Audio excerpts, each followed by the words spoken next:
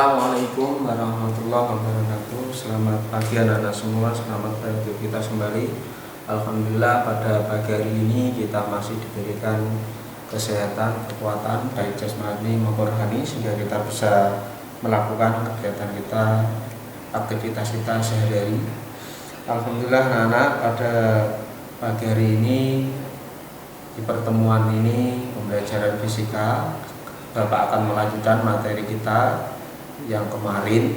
Kalau kemarin kita mempelajari tentang alat ukur panjang, bahwa alat ukur itu ada macam-macam, ada panjang, ada massa, ada waktu, ada kuat arus, ada suhu. Nah, kemarin sudah Bapak terangkan tentang pengukuran alat panjang dan nanti kita ada lanjutkan. Nah, sebelum materi kita lanjutkan, mari kita berdoa bersama-sama. Semoga apa yang kita lakukan pada pagi hari ini diridhoi Allah SWT. Berdoa dipersilahkan.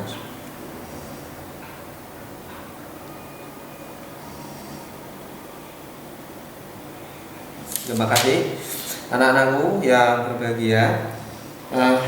Selanjutnya Bapak akan menerangkan tentang alat ukur besaran massa. Kalau kemarin alat ukur besaran panjang ada penggaris, instan, kemudian ada rolmeter, ada jangka sorong, ada mikrometer skrup, yang mana masing-masing alat ukur tersebut memiliki tingkat ketelitian yang berbeda-beda. Nah, sekarang adalah alat ukur besaran massa. Alat ukur besaran massa ada 4. Alat ukur besaran massa ada 4. Pertama, neraca Ohaus, ketelitiannya 0,1 gram. Yang kedua, neraca analitis 2 lengan, ketelitiannya juga sama 0,1 gram. Kemudian yang ketiga, neraca digital, ketelitiannya 0,001 gram. Yang ketiga, neraca lengan gantung. Nah, sekarang sebelum kita bahas satu-satu, massa benda itu menyatakan banyaknya zat yang terdapat dalam suatu benda. Jadi antara benda yang satu dengan benda yang lain itu massanya berbeda-beda karena zat penyusunnya berbeda-beda, sehingga antara benda A dengan benda B itu massanya berbeda-beda. Semakin banyak zat penyusunnya, maka massanya semakin tinggi. Nah, massa tiap benda selalu sama dimanapun benda tersebut berada. Artinya gini, massa benda itu jika disusun sebuah benda penyusunnya banyak zat, itu benda itu ditaruh dimanapun berada, itu massanya tetap. Massanya tetap, ya. Jadi tetap dimanapun berada itu tetap, massa benda selalu sama, artinya tetap dimanapun dia berada. Satuan internasional dari massa adalah kilogram atau yang dikenal dengan nama kg, ya, yang dinamakan dengan nama kg. Secara umum alat ukur massa disebut dengan neraca atau timbangan. Nah, kalau anak-anak pernah melihat misalnya di pedagang-pedagang menimbang gula, kemudian menimbang beras dan sebagainya, sebetulnya itu neraca.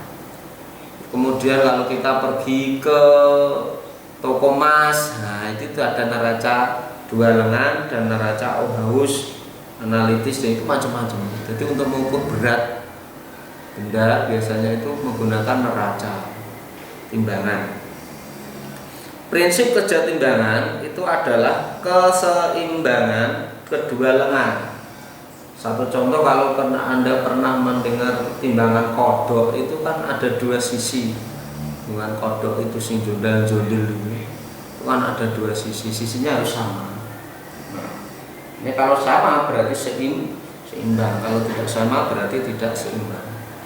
Keseimbangan antara massa benda yang diukur dengan alat timbangan yang digunakan, prinsipnya hanya gitu. Jadi 2 buah dua buah keseimbangan. Seimbang berarti ya sama, kalau tidak seimbang berarti berat sebelah. Beberapa alat ukur besaran massa. Yang pertama adalah neraca Ohaus. Neraca Ohaus ini adalah neraca yang digunakan untuk mengukur massa benda atau logam. Mengukur massa benda atau logam, contohnya kayak emas atau mungkin yang lainnya, mungkin kuningan atau apa itu. Batas ketelitian neraca, tingkat ketelitiannya neraca Ohaus itu 0,1 gram. 0,1 gram. Yang kedua adalah neraca analitis dua lengan. Neraca ini digunakan untuk mengukur massa benda. Contohnya mengukur emas, batu, kristal benda, dan lain-lain.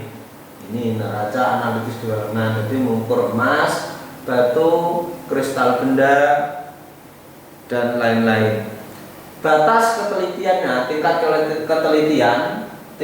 ketelitian neraca analitis dua lengan yaitu 0,1 gram, sama dengan neraca Ohaus. Yang ke-C, neraca digital, yaitu massa benda yang diukur menggunakan neraca digital. Hasilnya dapat langsung ditunjukkan dan terbaca pada layar. Itu biasanya kalau anak-anak semua beli apa ya? Beli buah. Nah, beli buah itu neraca digital. Nah, itu kan ada kan, biasanya kalau beli buah misalnya beli kelengkeng atau beli jeruk atau beli apa, itu kan biasanya sekali ditimbang seret, kemudian tertera beratnya, langsung bisa dibaca. Itu ketelitiannya 0,001 gram. Itu memakai neraca digital. Biasanya dipakai di toko-toko buah ya. Misalnya kalau kamu pernah beli buah, mesti pernah melihat yang namanya neraca digital tersebut, ya, untuk menimbang. Yang ketiga, neraca lengan gantung. Yang keempat, ulangi, yang keempat salah. Yang tadi neraca lengan gantung. Yang dimaksud neraca lengan gantung ini adalah untuk menentukan massa benda. Untuk menentukan massa benda menggunakan neraca lengan gantung, yaitu dengan cara menggeser beban pemberat di sepanjang batang. Contohnya timbangan sing tinggo nimbang timbangan sing go nimbang gabah sing dipikul ngono lho ya. Timbangannya dawa itu neraca lengan gantung. Jadi bentuknya seperti ini.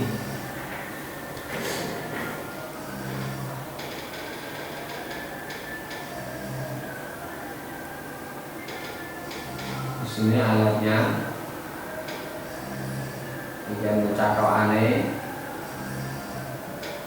Di sini, kemudian di sini adalah berat.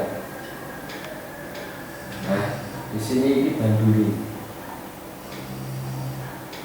Nah, ini hitung-hitungannya. Banduli dulu.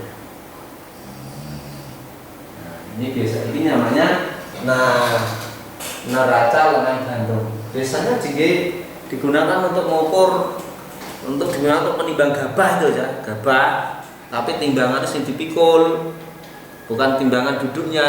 Kalau timbangan duduknya itu enggak itu. Ya, ditimbang gabah biasanya timbangan yang gune sawah. Itu kan pakai timbangan lengan itu, gantung. Seperti itu. Nah, itu beberapa alat untuk mengukur besaran massa. Jadi sekali lagi, alat untuk mengukur besaran massa ada 4: neraca Ohaus, neraca analitis dua lengan, neraca digital, neraca lengan gantung. Ya, itu. Kemudian yang ketiga adalah alat ukur besaran waktu. Alat ukur besaran waktu. waktu memiliki standar satuan internasional waktu adalah sekon. Ya, adalah sekon. Besaran waktu diukur dengan menggunakan beberapa alat ukur, yaitu mulai dari jam atau arloji, stopwatch, jam atom, cesium. Ya, di mana stopwatch ini memiliki ketelitian sampai 0,1 detik.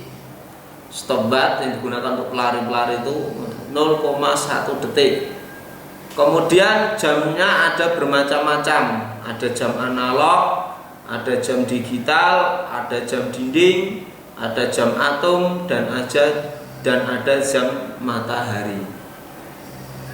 Yang pertama adalah jam atau arloji. Ini memiliki ketelitian 1 sekon. Jadi jam atau arloji yang kita pakai itu biasanya itu ketelitiannya 1 sekon. Besar itu ketelitiannya.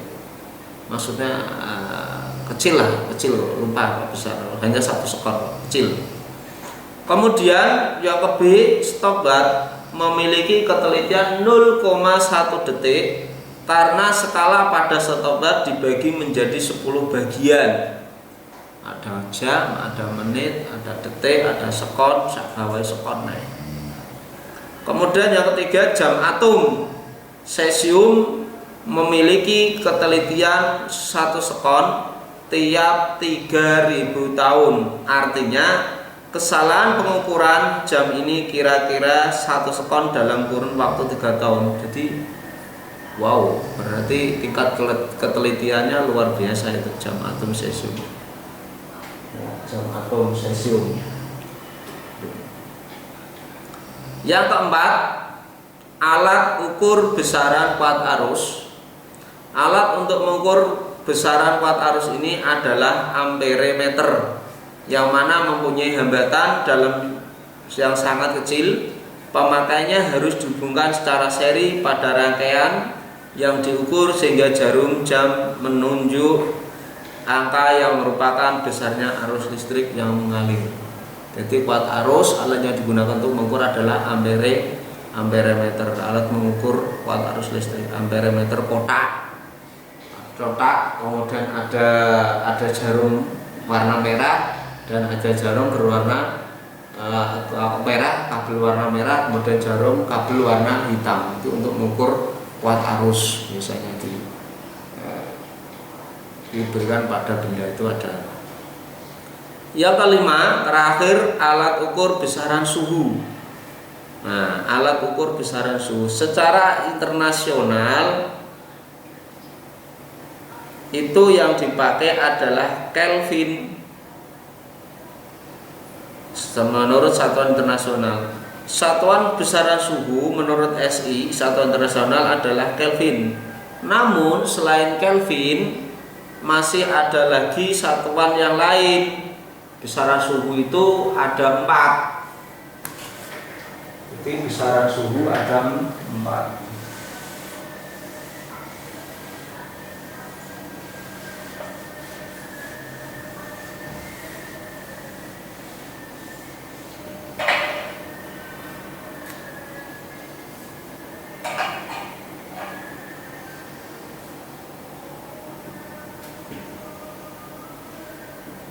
Besaran suhu ada 4. Pertama, Celsius,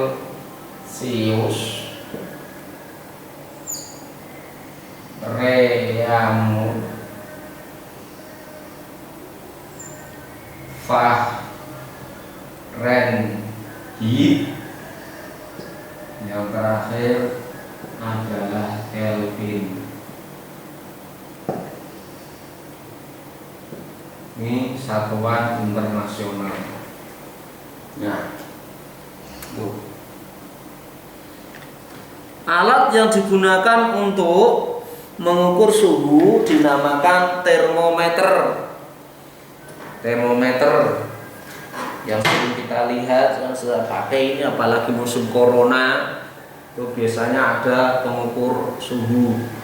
Tapi ada yang mengukur suhu pakai suhu tembakan, ada yang pakai termometer badannya kecil itu yang bisa dipakai di di ketiak atau mungkin di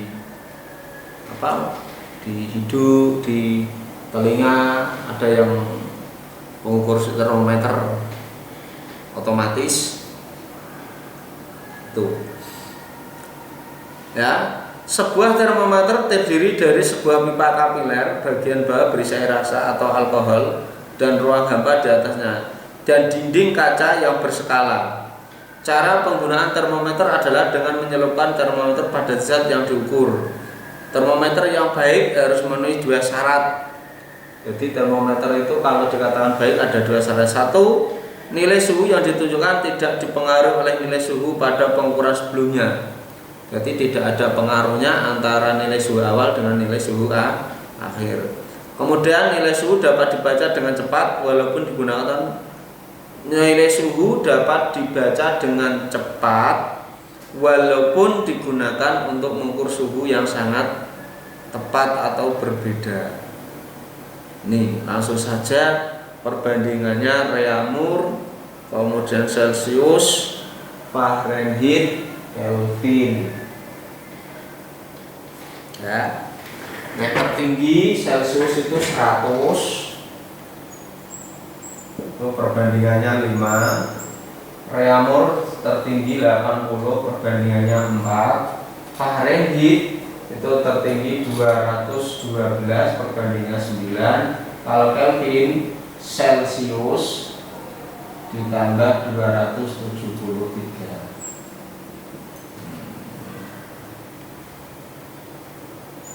Hitung-hitungannya ya. Perbandingannya seperti ini.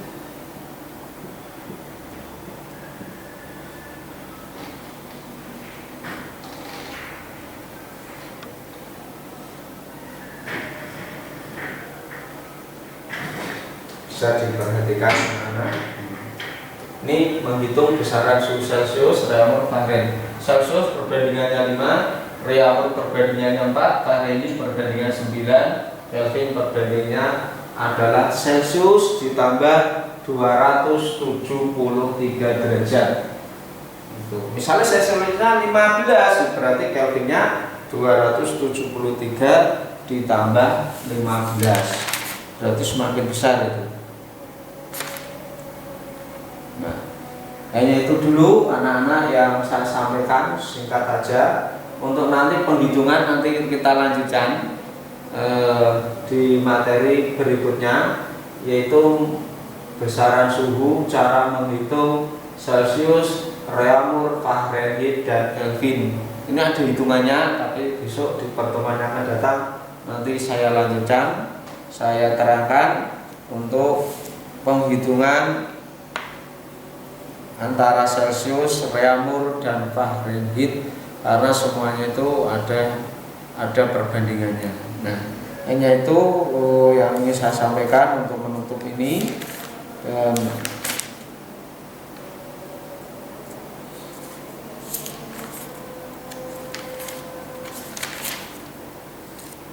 Udah hitung-hitungannya ya. Hitungan dulu sebentar.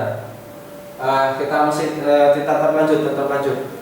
Jadi perbandingannya misalnya Celcius 5. Contoh misalnya seperti ini. 80 derajat Celcius sama dengan titik-titik derajat Reaumur. Nah, maka cara menghitungnya kita lihat. Reaumur berapa? 4 di atas. Celcius berapa kali? 5. Berarti 4/5 dikali 80 sama 80 dibagi 5, 16. Berarti 16/4 berarti 64 derajat Reaumur. Cara menghitungnya seperti ini. Jadi ini 80 derajat Celcius itu sama dengan 64 derajat Reaumur. Misalnya dibalik, 80 derajat Reaumur sama dengan titik-titik derajat Celcius, berarti ya tinggal dibalik 5/4 kali 80 coret 20, berarti 100 derajat Celcius. Ini hitung-hitungannya seperti ini.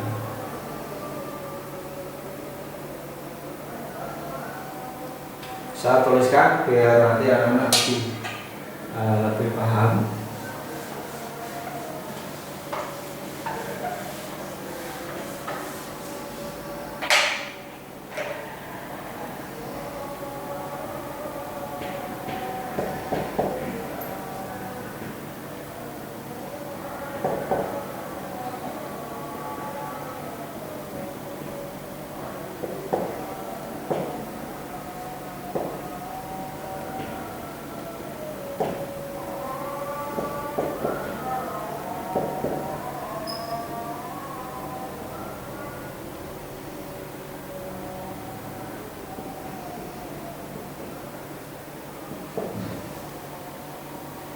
Nih, rumusnya diperhatikan anak-anak, rumus cara mengerjakannya. Derajat Celcius sama dengan titik-titik Reaumur itu berarti 4/5 dikali titik-titik.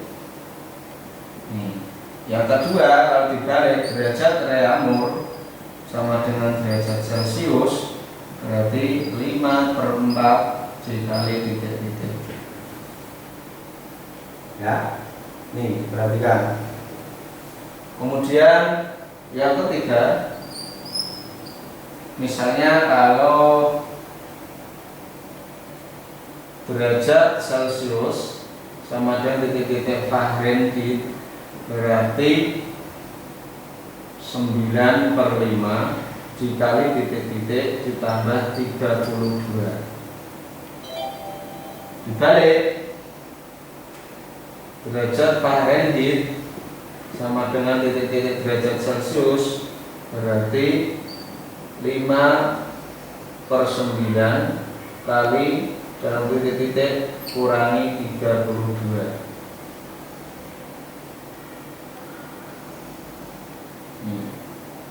Yang kelima,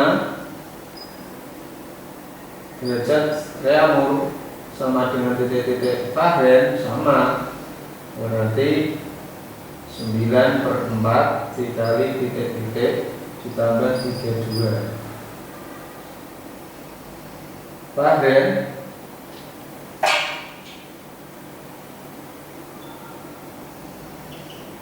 Reaumur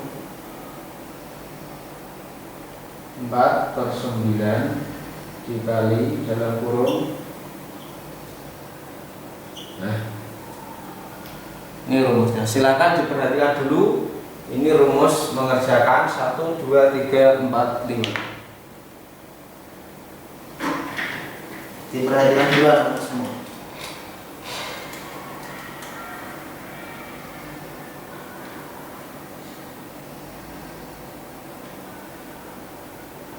Nanti saya berikan contoh soalnya satu-satu biar anak-anak nanti paham.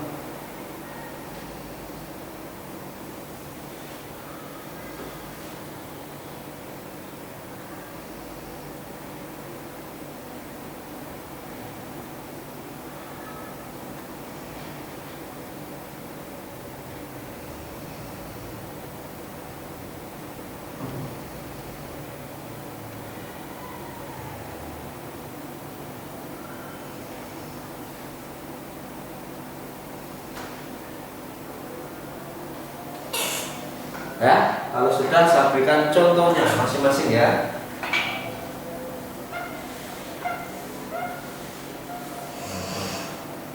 Ini tidak saya hapus biar nanti anak-anak bisa contoh.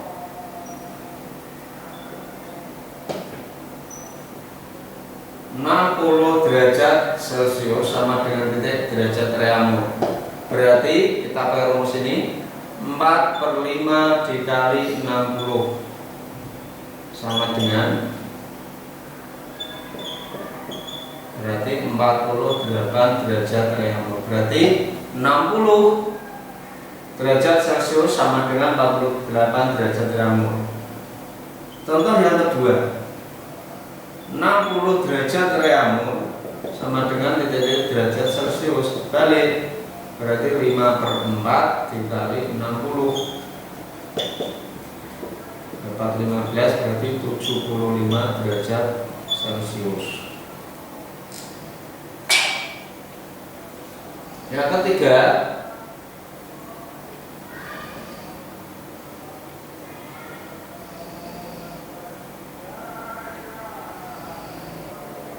70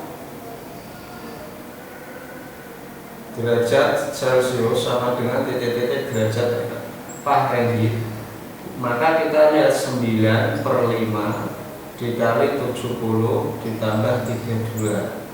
70 bagi 4 dapat 14. Berarti 9 kali 14 126 ditambah 32, berarti 158 derajat Fahrenheit.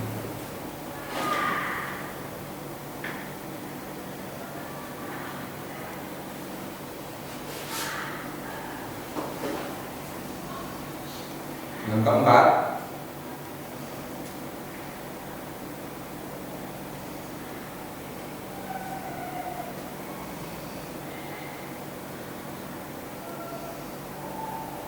lima puluh dua derajat Fahrenheit sama dengan titik-titik derajat Celcius, berarti 5/9 dikali dalam kurung 52 dikurangi 32, berarti 5/9 kali 20. Berat dapat.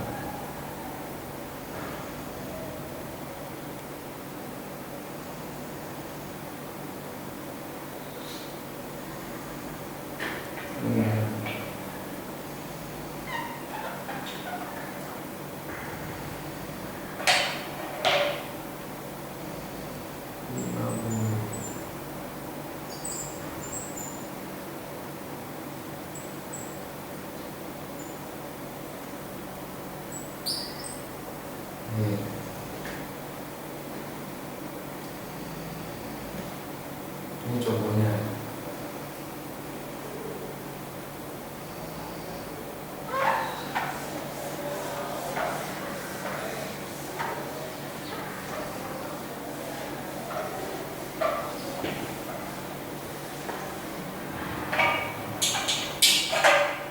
Lagi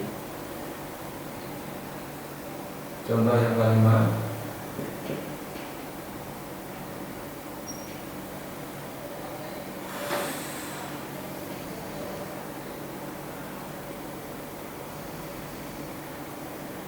Enam puluh derajat Reaumur sama dengan titik-titik Fahrenheit, berarti 9/4 dikali 60 ditambah 32 15, berarti 135 ditambah 32, berarti 165 derajat Fahrenheit.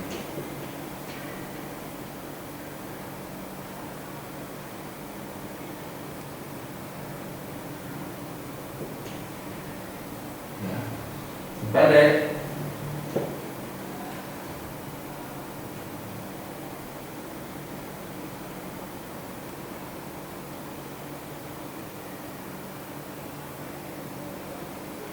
68 derajat Fahrenheit sama dengan titik-titik Reaumur, berarti 4/9 kali 68 dikurangi 32, berarti 4/9 dikali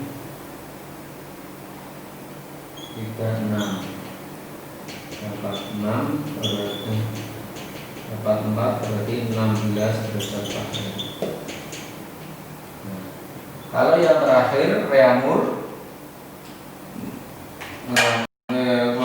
terakhir Kelvin itu misalnya 45 derajat Celcius sama dengan titik-titik Kelvin, yang mudah jam 45 ditambah 273, berarti 813 derajat Kelvin. Nah, ini contoh. Silakan anak-anak dipahami, dicermati dulu ya. Ini contoh-contoh penghitungan suhu derajat. Ini soal ini nanti akan saya berikan setelah melihat contoh-contoh yang saya berikan cara penghitungan derajat Celcius.